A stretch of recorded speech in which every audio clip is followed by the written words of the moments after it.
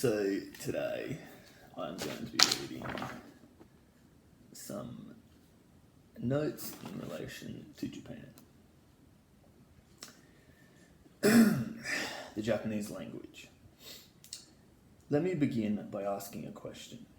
How do we define the term the Japanese language? Odds are that those both unfamiliar and fairly familiar with Japan alike will answer at once. The language that is spoken by people in Japan.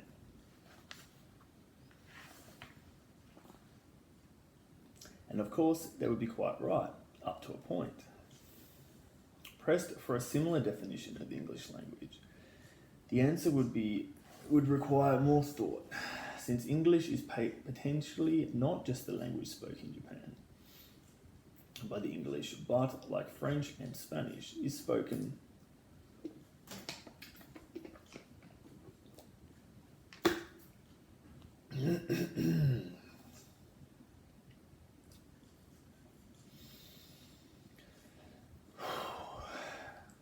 spoken in a variety of local forms throughout a great number of countries of the world.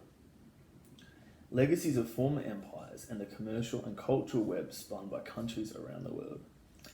Arabic, too, is the official language of over 20 countries, and Chinese is one form or another is spoken widely throughout East and Southeast Asia, and in the countries of the Chinese diaspora. In the case of Japanese, while geography likewise plays a part in definition, the geography is limited to that of the Japanese archipelago. Japan once had an empire too, and Japanese was spoken in its colonies, as we shall see, and to some extent remains so, in the former colony of Taiwan, for example. Elderly people who were children during the days of the Japanese Empire were brought up to speak Japanese as their first language and speak it still. Yet for most people, the definition given above is the first which springs to mind. It is perfectly true, of course, that Japanese is the language spoken in Japan by the Japanese people, but such a definition is much too simplistic. It prefigures Japanese as a monolithic entity, assuming, though not explicit, that every Japanese person speaks the same kind of Japanese, that nobody outside Japan speaks the Japanese language, and that every person living in Japan views the language in the same way. As we shall see, however, there is much more to language in Japan and to the Japanese language. We might usefully begin by considering what we mean when we speak of a Japanese person. Through analysis of relevant statistics, Sugimoto, in 2003, arrived at the conclusion that a typical Japanese would be a female, non-unionized and non-permanent employee in a small business without university education, where typical equates to most representative of trends in today's Japan. This analysis puts paid to the stereotype of the educated male, a salaryman, white-collar worker, working for a large company that most people might envisage when faced with the term typical Japanese. But how do we define a person as Japanese in the first place? No simplistic answer based on any purported reality of homogeneity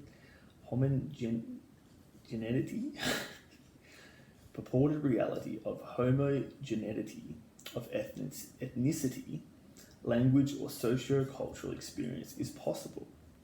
Rather, our answer must take into account the day-to-day actuality of diversity in Japan. Sugimoto, 2003, 185-188, discussing this issue, notes that some 4% of the Japanese population can be classified as members of minority groups, with that proportion rising to around 10% in the area around Osaka.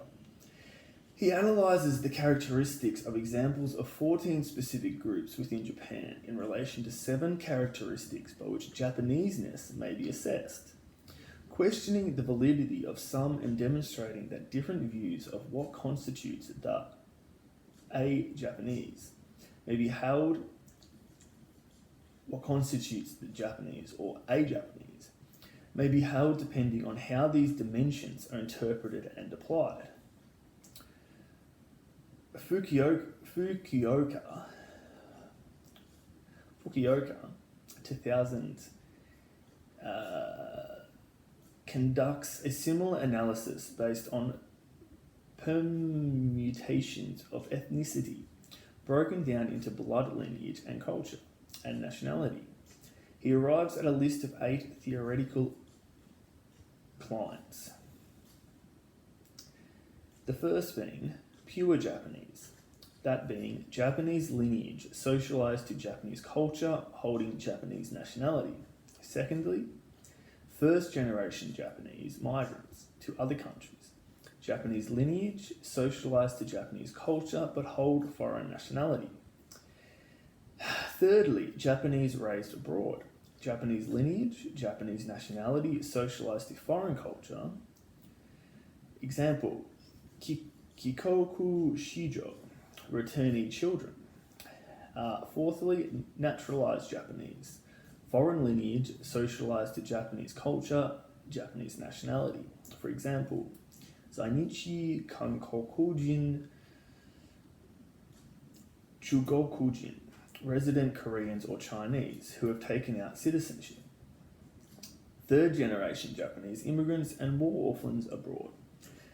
Japanese lineage socialized to foreign culture or foreign nationality. Example, the offspring of migrant Japanese who return to Japan to work.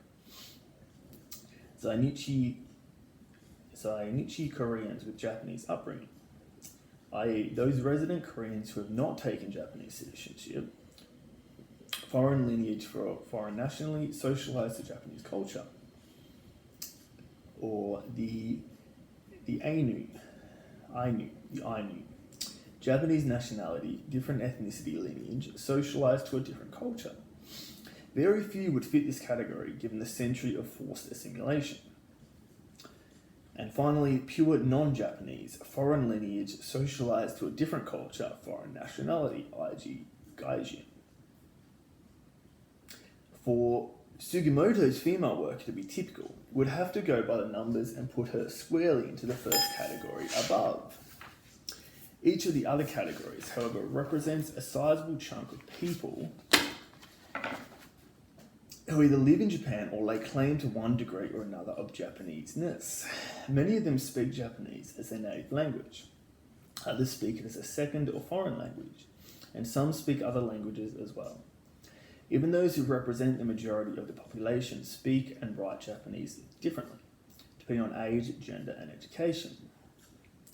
Language is a key aspect of identity formation, both personal and national, and a person's view of the Japanese language will vary depending on the nature of that person's interaction with it. To a Japanese person living in Japan, the Japanese language will be the native language, spoken from childhood and used daily. Exactly what the Japanese language means in this context, however, is open to discussion and needs to be viewed in the context of local variation and national policy on language standards. To people outside Japan, Japanese may be a heritage language, the language of their forebears, spoken by immigrant mothers and fathers and passed down to children born in Japanese communities outside Japan.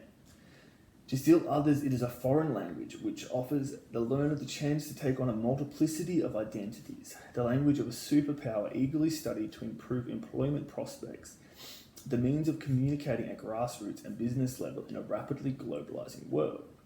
To a person from one of the countries from which workers flock to Japan to take up menial jobs and send money home, for example, Japanese is a passport to learning to survive in their new country.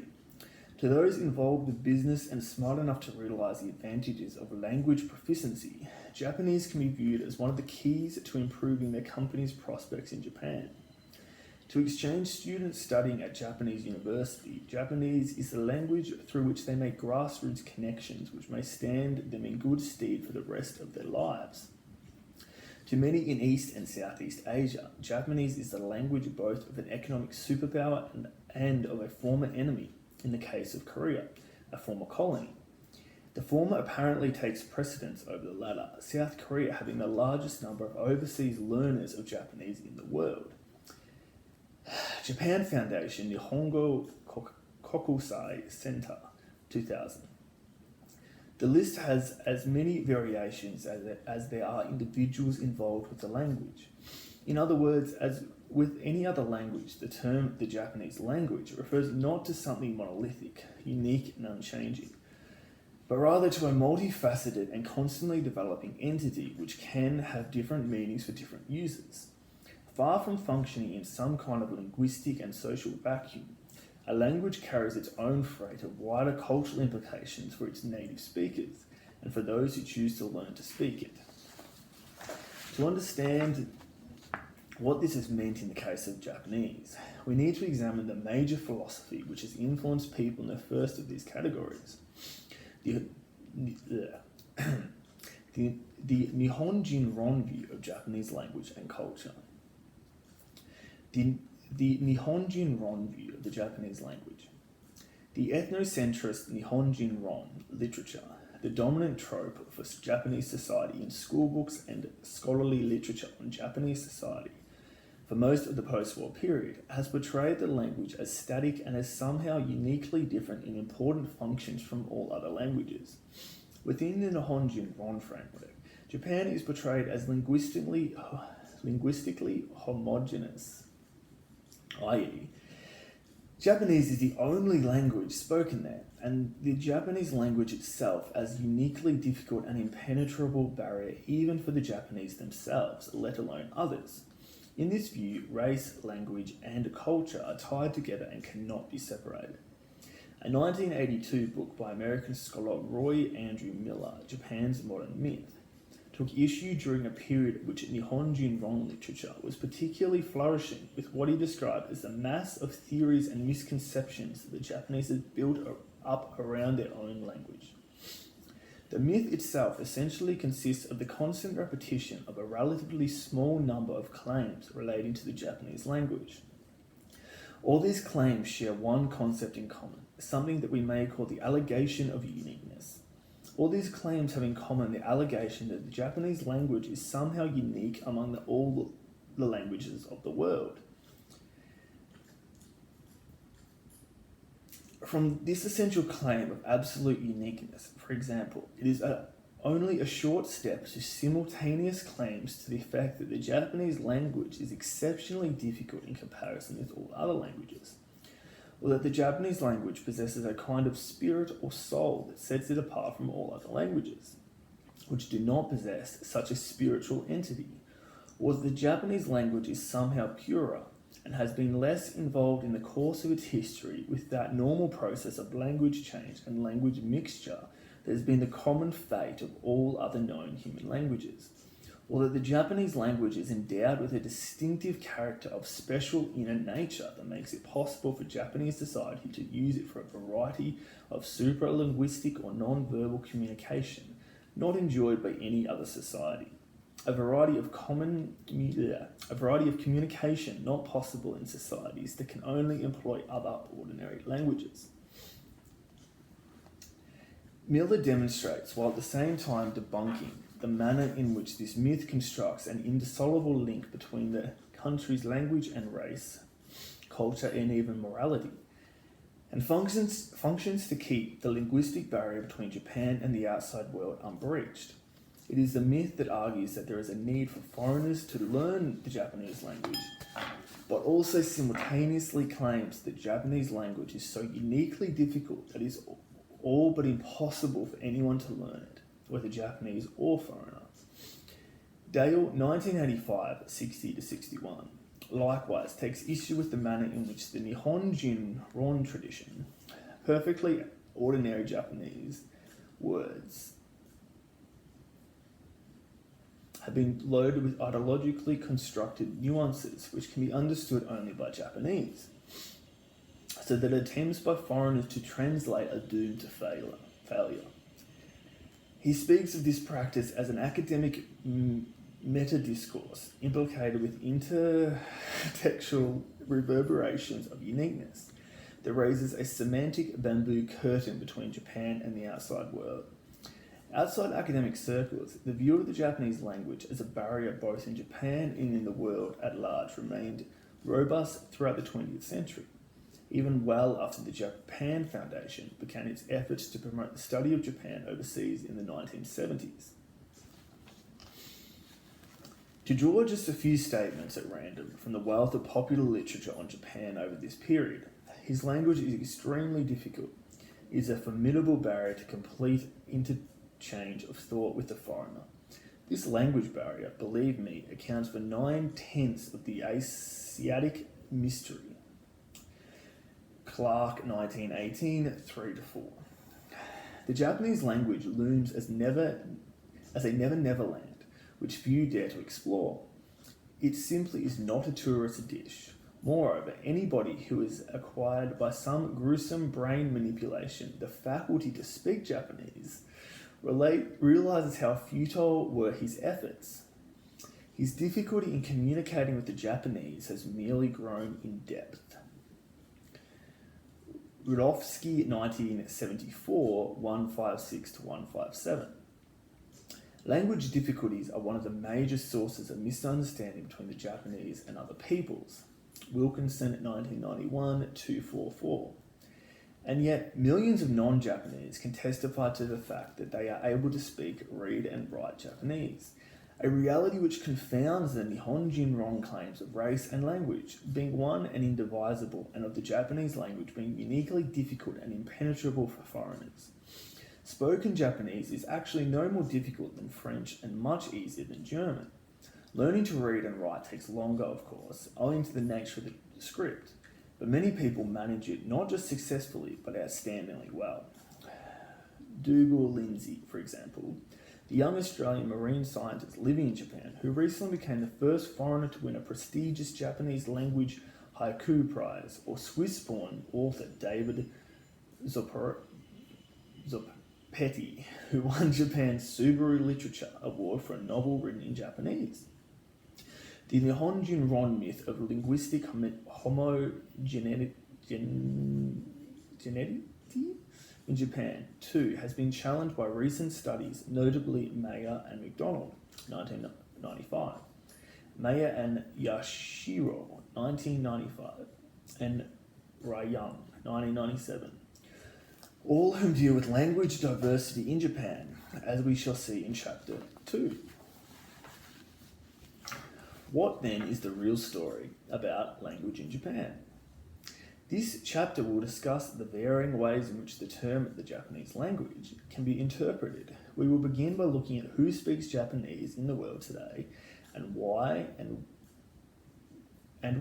and will then turn to a discussion of some of the major characteristics of Japanese and the manner in which some of them are changing. Who speaks Japanese in the world today? Japanese today is spoken by most of the 126.5 million people in Japan. The main areas where it is spoken outside Japan, following earlier periods of limited Japanese diaspora, are the west coast of North America, Hawaii, and South America. Although many people of Japanese descent living in those areas no longer speak their heritage language, in other countries, Japanese is learnt as a foreign language, and during the Japanese economic boom of the 1980s became one of the top languages of choice for students with their eyes on a career involving working in a Japan-related business, either in Japan or in the home country. Webber, 1997, cited in turn in 2003, lists the number of secondary speakers of Japanese defined as those who use the language regularly or primarily even though it is not their native language as 8 million. This figure, going by his definition, seemed unlikely to include the 2 million students of the language worldwide identified by 1998 Japan Foundation survey published in 2000. The number of overseas learners has greatly increased since the 1970s, actually doubling between 1988 and 1993. As a result of the activities of the Japan Foundation and of governments such as state and federal governments of Australia, since the 1980s, all of which have devoted policies and funding to increasing the number of people learning Japanese. Much of this increase, however, including the late 1980s tsunami of learners, was predicated on Japan's status as an economic superpower, which meant that the primary motivation for studying Japanese was job-related rather than intrinsic curiosity in a majority of cases. The director of the Japan Foundation's Urawa Language Institute, Kato Hidetoshi, suggested the total number of learners of Japanese worldwide is likely to be around 5 million, given that the most recent survey figure of 2 million referred only to those studying at the time of the 1998 survey and did not take into account those who had figured in earlier surveys. Once those studying informally or learning to speak on an experimental basis are also added in, perhaps a total of 10 million people are now able to speak speak Japanese as a foreign language. Kato 2000. I'm sure it's changed in 20 years. What kind of Japanese do they speak? The standard form of Japanese, designated as such by the National Language Research Council in 1916 and spoken and understood throughout the country, is called Hyojungo and is based on the speech of the Tokyo dialect, in particular the dialect of the Yamanote area of the city. Standard Japanese is used in writing and in formal speaking situations. In casual interaction, however, people usually speak a variety called Kyotsugo, common Japanese. This close to Standard Japanese is close to Standard Japanese in all its main features, but not as formal. It includes contractions, for example, and people living in regional areas might include expressions from their local dialect. Newsphony, 1987, 158 to 160. Regional dialects, which were accentuated by the political segmentation of Japan during the feudal period, do remain, and some of them are quite markedly different from those of other areas. However, the overarching use of the standard language throughout Japan overcomes any communication difficulties this might cause. The Japanese taught to overseas learners is uniformly Standard Japanese. Those few books meant for non-Japanese, which have been published on dialects, are for personal interest rather than formal study.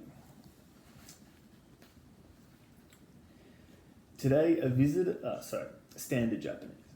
Today, a visitor to Japan who can speak the language takes it for granted that they will be understood anywhere in the country. But this was not always the case.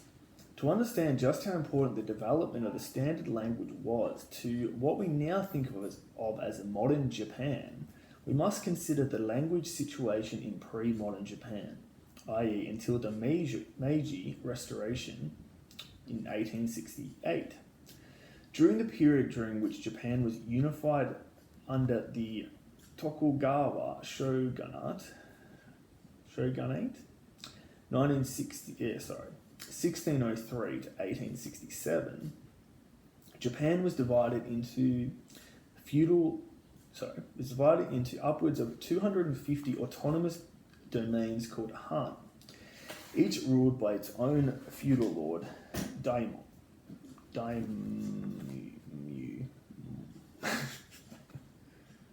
The military rulers in Edo, today's Tokyo, kept a very tight control on the feudal lords of each region in order to prevent challenges to their authority, except for a few categories of people, such as the daimyo. Someone might be able to help me with that one. Themselves on their mandatory periods of travel to Edo. Religious pilgrims and wandering entertainers travel outside one's own domain was forbidden. The linguistic consequence of this was that local dialects flourished, unaffected by more than occasional contact with passers through from which other places who spoke a different dialect.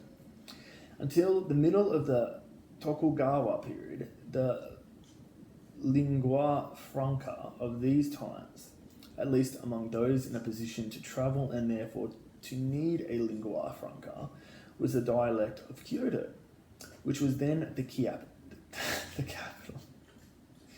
This was widely perceived as the best form of spoken Japanese because of the upper class status of its speakers. Although power had begun to shift to the east sometime before, with the earlier Kamakura shogunate, Kyoto remained both the city where the emperor lived and the centre of culture. Around the middle of the 18th century, the language of Edo, seat of power of the Tokugawa military rulers, became a second contender for the lingua franca. Over the preceding 150 years, Edo had begun to develop its own distinct culture, and its language then began to exert an influence on other parts of Japan. See Twine 1991, 2010 to 2013. In 1868, however, with the overthrow of the Tokugawa and the restoration of the Emperor Meiji to power, things began to change rapidly. In order to create a unified and modern state, the better fight off the perceived threat from colonizing Western powers after Japan was reopened in 1854, statesmen and intellectuals began to put into place, during the last 3 decades of the 19th century, the required infrastructure: a modern press, an education system, a postal system, an army, transport and communication systems such as railways and telegraphs, and much, much more. By about the middle of the 1880s, it became clear that a standard form of both spoken and written Japanese was needed, not only to play an important unifying role in enabling communication between citizens from one end of the archipelago to the other, but also to form the basis for the future development of a modern written style based on the contemporary spoken language. The modern novels, which began to appear in the 1880s, used the dialect of Tokyo as the basis for realistic portrayals of modern life. Thus, their adoption of educated Tokyo speech strengthened the claim of that particular dialect as the matrix for the standard language by modelling it in the novel. The active cooperation of the intellectual elite of a speech community is required for the standardisation of its language. Garvin 1974-71. From the mid-1890s, men such as Yuda Kazutoshi 1867-1937 adopted a centralist approach to the issue of standardisation, forming interest groups and lobbying for a government-supported approach. When eventually the National Language Research Council, Japan's first language policy board, was formed in 1902 as a result of their efforts, one of its main tasks was to conduct a survey of the dialects in order to settle upon one as the standard. There was already by this time substantial support for the choice of the Tokyo dialect. The Ministry of Education had stipulated in 1901 that the Japanese taught in schools would be that of middle and upper class Tokyo residents, and subsequent textbooks had therefore begun to disseminate this throughout Japan. It was only a matter of time before the standard was formally defined in 1916 as the Japanese spoken by the educated people of Tokyo, specifying the speech of the Yamanote district. While school textbooks disseminated the written form of the standard, the most influential organisation spreading the spoken form was Nippon Hosu Kyokai, NHK, Japan Broadcasting Corporation, through radio and later television. NHK is a public broadcasting organisation, but not a state organ. It places considerable importance on its role as a modeler of correct language, issuing pronunciation, dictionaries and other language-related publications, and from time to time conducting surveys on aspects of language. The advent of national broadcasting in the 1920s presented a fortuitous opportunity to model the recently adopted standard in spoken form for listeners throughout Japan.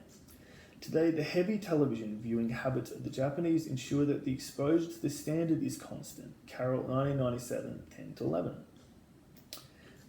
Dialects.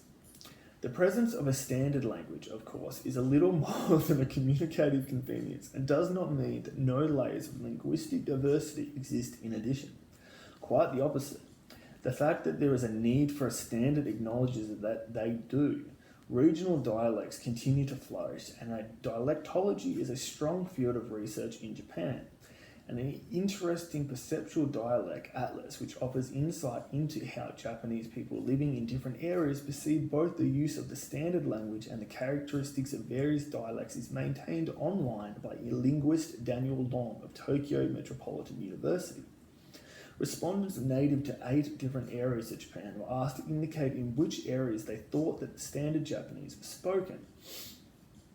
The results from respondents from the Kanto area around Tokyo show that they believe standard Japanese to be spoken only in the central part of Japan, from a core in Tokyo reaching across to the west coast and diminishing as it goes.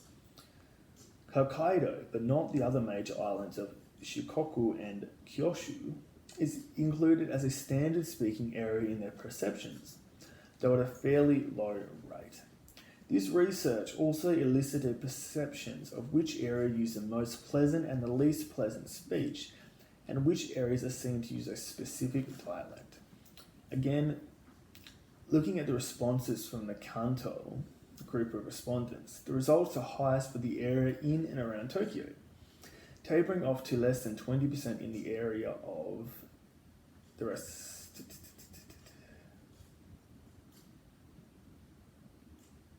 of the country, while a higher proportion of Kansai respondents nominated the Kansai area in western Japan around Osaka and its surrounds across to the west coast.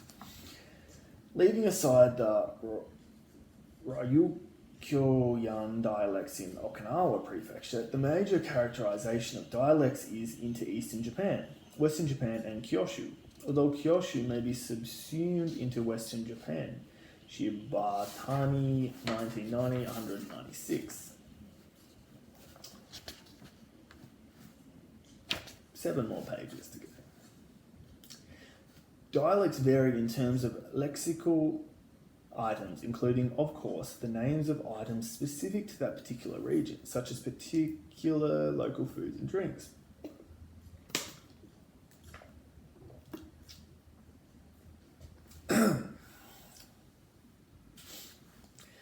One example is the use of biki instead of the standard kairu for frog.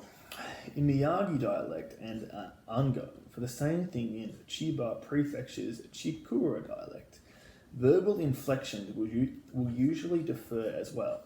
In Osaka dialect, for example, mahen is used instead of masen in the negative inflection, while in Nagoya, janya replaces diwa arimasen for is not, and in Fukuoka, n is used instead of nai for negative verbs.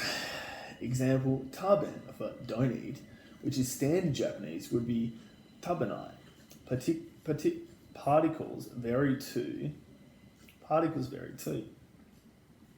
In Miyagi dialect, cha is added for emphasis, yo in standard Japanese, while in Nagoya dialect and an elongated yo fulfills the same purpose.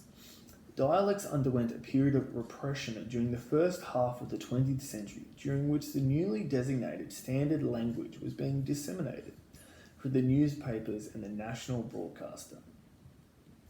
Children who were heard to speak dialects at school were often punished and ridiculed as a means of discouraging local usage, although of course those same students returned home in the afternoon to families who spoke the local dialect.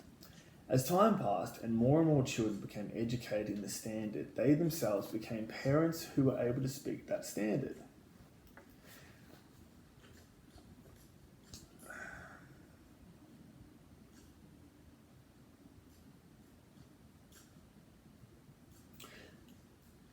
So that with time, the degree of fracture between standard and dialect blurred, though never disappearing. Ministry of Education guidelines for teaching Kokugo still clearly stated in 1947-1951 that dialect expressions were to be avoided in favour of correct forms, the standard language.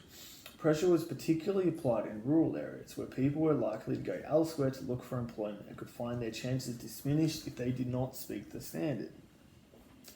As we see in Chapter 5, the current national curriculum guidelines for Kokugai ensued in 1998 provides students in the latter years of elementary school to be able to distinguish between dialect and standard. This is presumably applied in terms of the local dialect in the area in which the school is located. Students at middle school are expected to develop an understanding of the different roles of the standard and the dialects in socio-linguistic terms. This represents a complete change from the previous prohibition of dialects, although despite the more positive comments on dialects in curriculum guidelines, the emphasis is largely on tolerance rather than any active promotion of dialects. Carroll, 2001, 186. Policy statements from the National Language Council in the 1990s urged a new respect for local dialects, probably in response to the policy of regionalism which informed government directions from the late 1980s. The 1995 report, for example, while it restated the centrality of Kyotsugo for purposes of communication through Japan, stressed that dialect should be valued as an important element in the overall picture of a rich and beautiful national language. Showcasing the vibrancy of the people and cultures of local areas, Kokugo, Shinkikai, 1995-432. While this might seem like a nod in the direction of cultural linguistic diversity, we need to remember that cultural diversity here is firmly located within the boundaries of the Japanese language itself. As we shall see in Chapter 2, minority languages in Japan face a very different situation. Influences from other languages. No language exists in a vacuum. All are influenced to a varying degrees by others with which they have contact. We need only think about the number of widely accepted Americanisms or words and expressions from non-English languages current in Australia to see this in action. Any native speaker of English, or for that matter French, German, Spanish, and a host of other languages, even without detailed knowledge of or contact with Japan, will know what sushi means, or thanks to Tom Cruise's recent blockbuster film Samurai. The two major linguistic influences in, I think it's called The Last Samurai. That doesn't say that here. The two major linguistic influences in the cast of Japanese have been Chinese and English. See Loveday, 1996. Around 60% of today's Japanese vocabulary, or at least of that part of it found in dictionaries, is made up of loan words from other languages. Around 6% of these are from Western languages, but the vast majority come from Chinese. Backhouse, 1993, 74-76. Kango Sino-Japanese words reflect the long history of language and cultural contact between China and Japan since the 5th century. See Twine, 1991. Most Japanese hardly think of these as loan words, however, as over the centuries they have become absorbed so thoroughly into Japanese as to seem not at all foreign.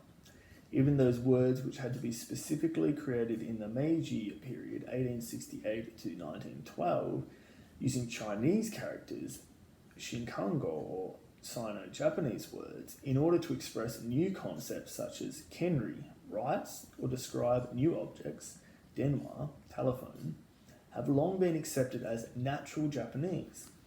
The focus of discussion on loanwords rests with the other categories. Gairaigo, foreign loanwords, which come from Western languages, predominantly English. While Backhouse gives a number of gairaigo in the Japanese lexicon as around 6%, Hona, 1995-45, puts it higher, at around 10% of the lexicon of a standard dictionary.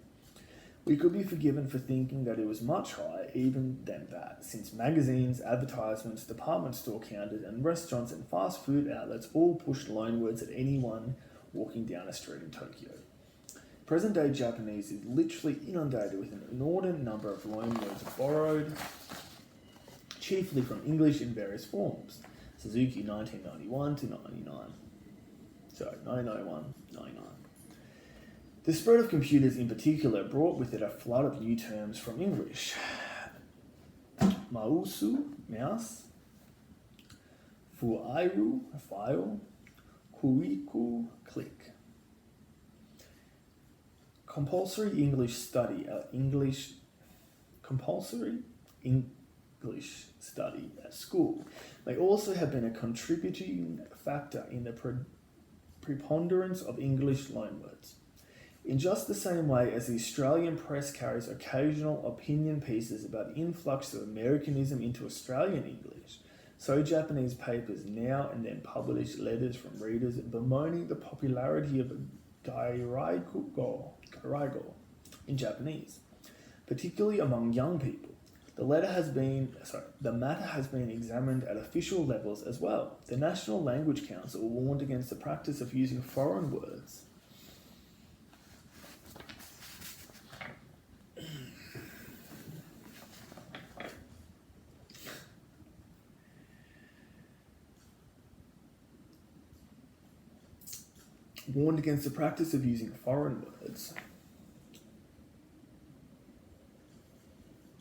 Where Japanese equivalents exist, particularly in public government documents where readers unfamiliar with the loanwords might be confused.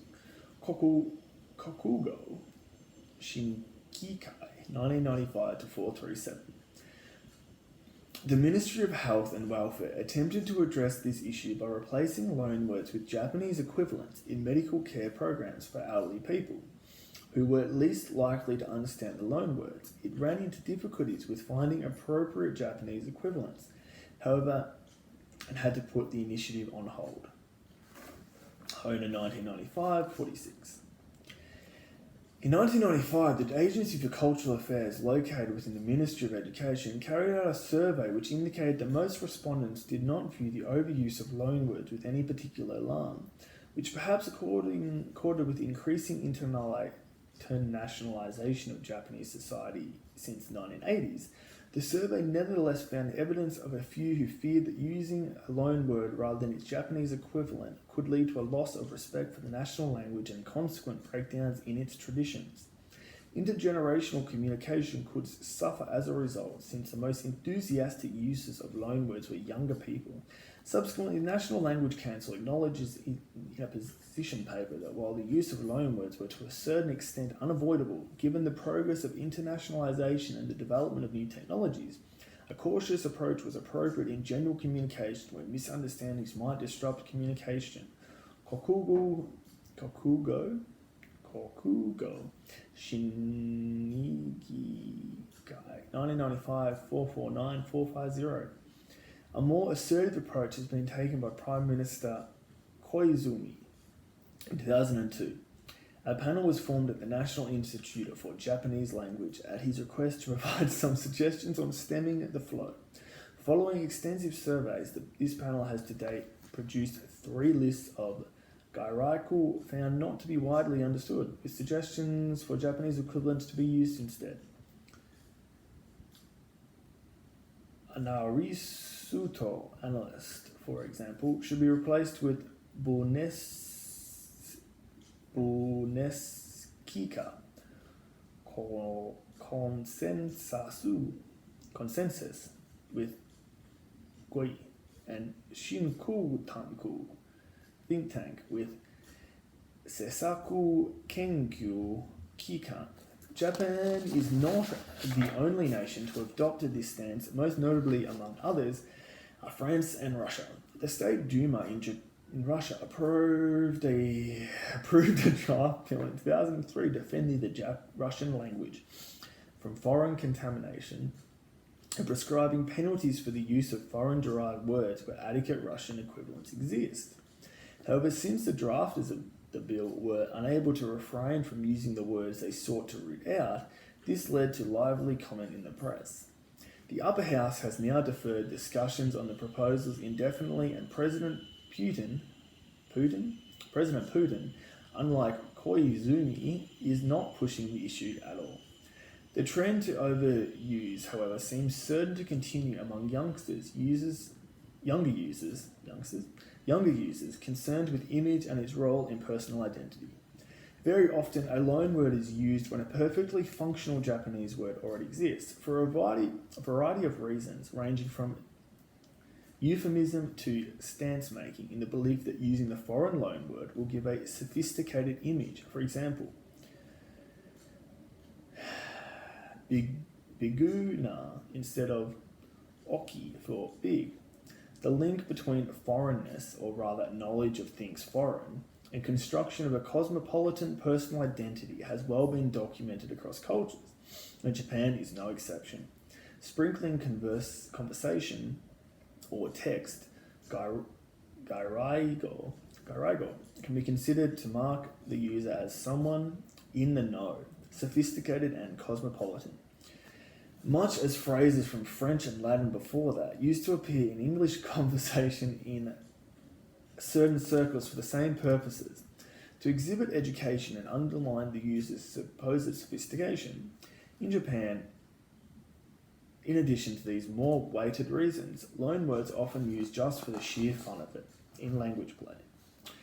Men, women, and other subcultural variations.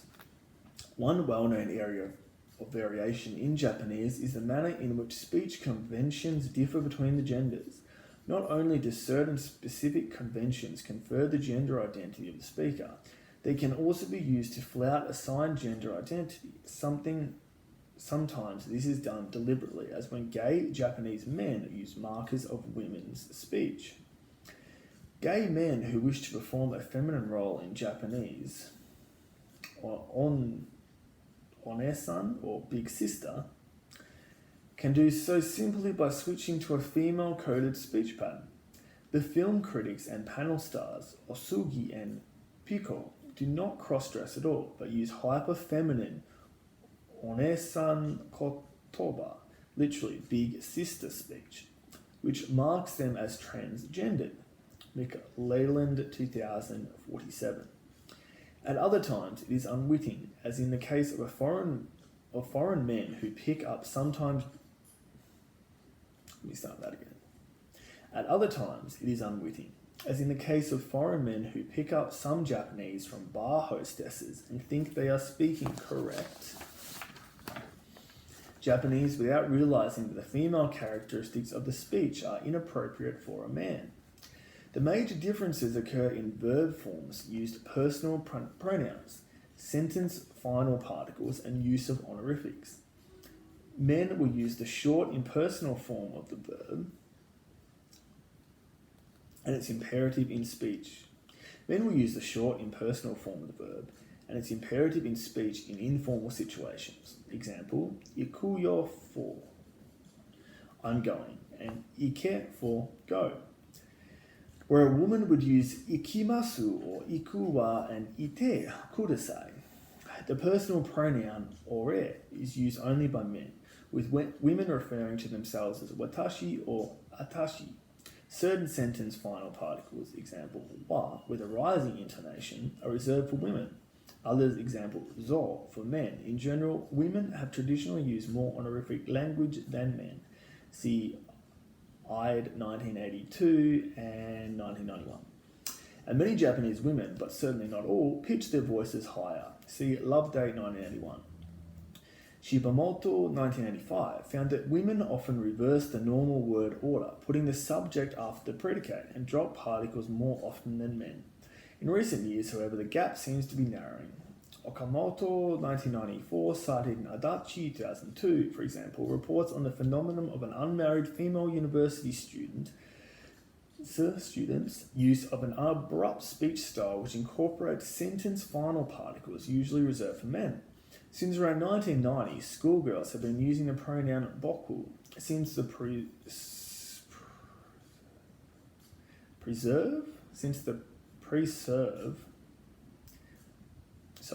once the preserve of men, particularly young men and schoolboys, to mean I. This was originally confined to the period of schooling, in which girls felt able to compete with boys on equal terms, and tapered off after the girls left school. Reynolds 1991, 140 to 141. But more recently, it has remained in use among young women after they leave school. There have also been changes in the relative degree of honorifics used in informal contexts, whereas a 1952 report on polite speech by the National Language Council has criticised the overuse of honorifics and euphemisms by women. A simple investigation conducted in the early 1990s found almost no difference between the language use of men and women in this respect. Kokugo Shingikai.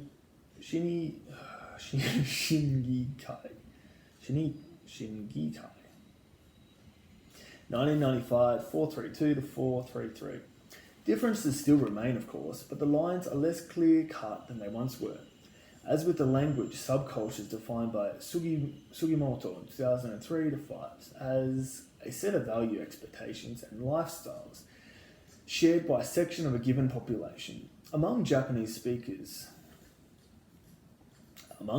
of Japanese, use variants of language. Let me start that whole sentence again.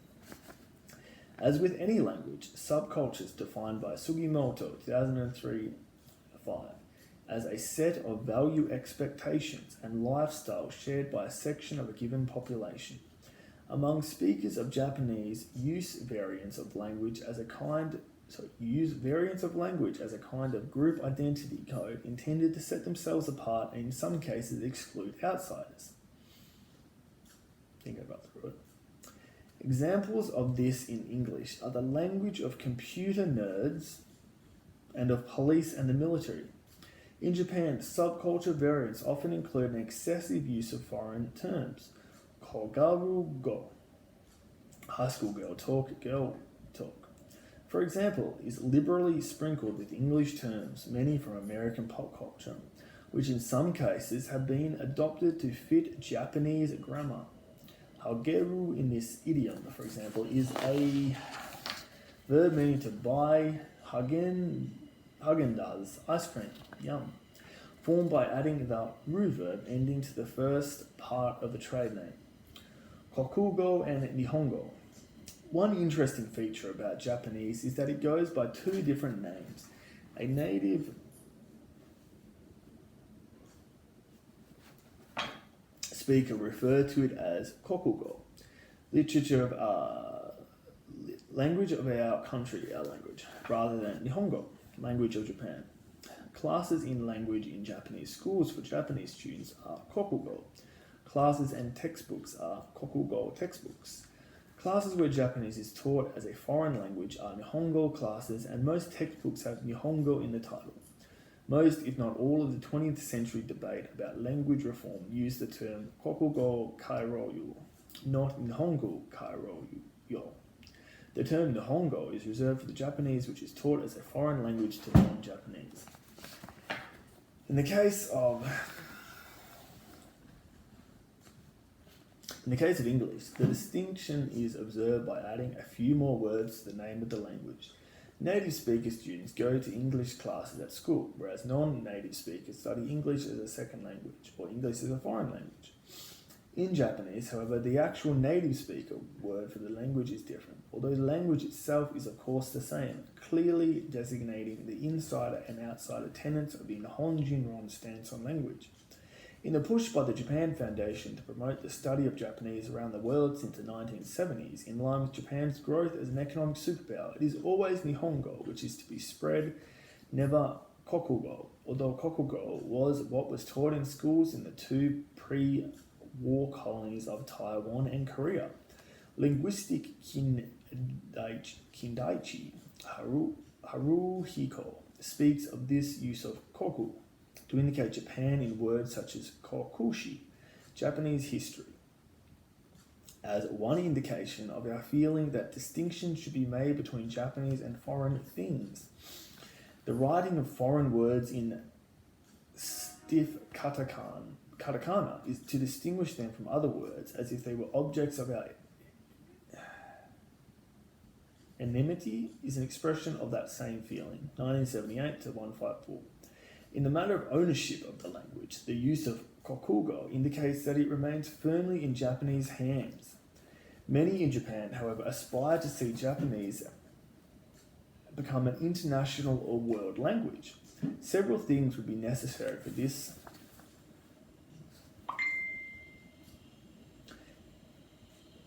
Several things would be necessary for this to occur, not least among the development in Japan of a different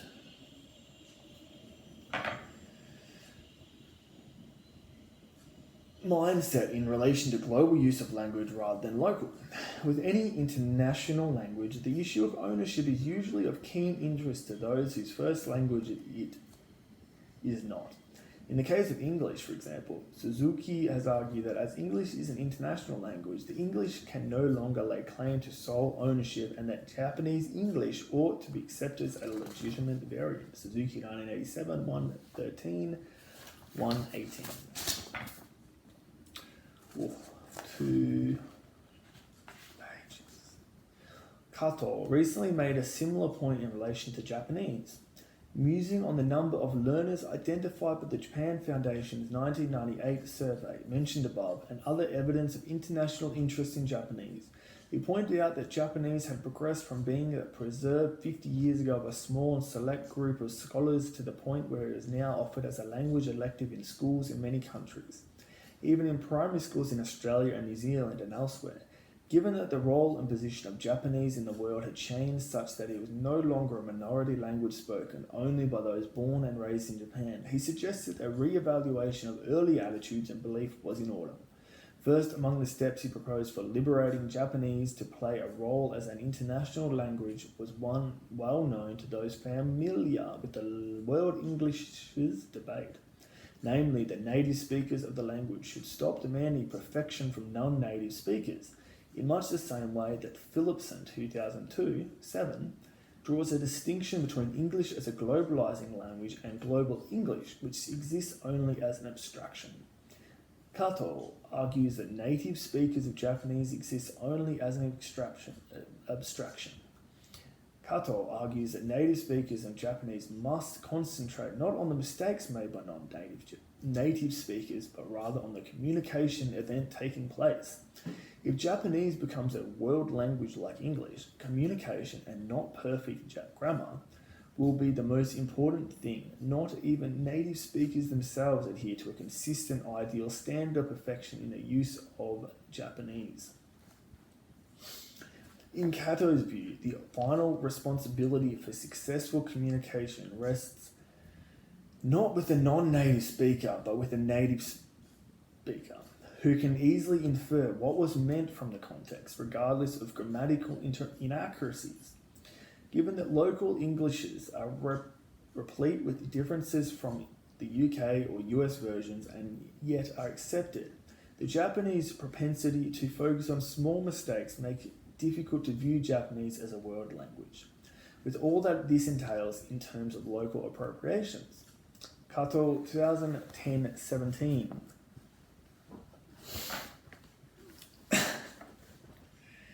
This is a valid point and one which has not until now been made with any degree of conviction about Japanese until the almost coy inside-outside mindset encapsulated by the Kokugo Nihongo terminology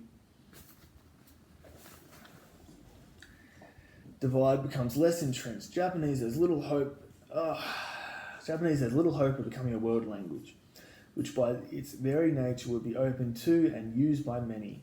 Quite recently, however, a small departure from this practice occurred when the Society of Japanese Linguistics voted in early 2003 to change its Japanese name in 2004 from Kokugo Gakkai to Nihongo Gakkai. In a 2002 survey,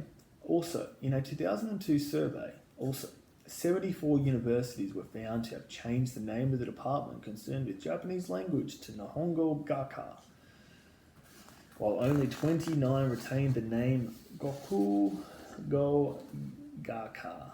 There is thus evidence of some change at the tertiary levels of education. The same change, however, is unlikely to occur in elementary and high schools. Okada 2003. We have examined in this chapter some of the issues relating to the seemingly unproblematic phrase, the Japanese language, as it relates to the national language of Japan. In the following chapter, we will look in detail at a variety of other languages spoken in Japan. That was Language and Society in Japan by Nanette Goljub. Can't read it, it's really small. Cambridge University Press, 2005.